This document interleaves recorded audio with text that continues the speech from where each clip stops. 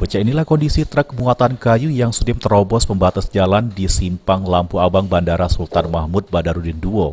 Juru kejadian, truk ngawak muatan kayu berasal dari arah asrama haji nak nuju ke arah simpang bandara.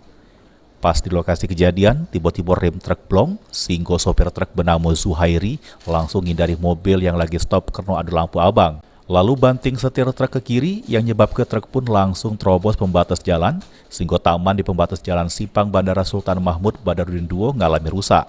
Yaitu antara mobil truk bermuatan kayu bakar yang berjalan dari arah asrama haji hendak menuju ke arah Tawang Jambi. Kecelakaan terjadi pada saat di lampu merah simpang bandara, tiba-tiba mobil truk muatan kayu tersebut remnya blong. Dikarenakan takut menabrak mobil yang berada di depannya, yang saat itu berhenti menunggu lampu merah, mobil truk menghindar ke kiri dan menabrak taman jalan yang ada di seputaran dekat simpang bandara. Beruntung dari kejadian ini tidak nimbul ke korban jiwa.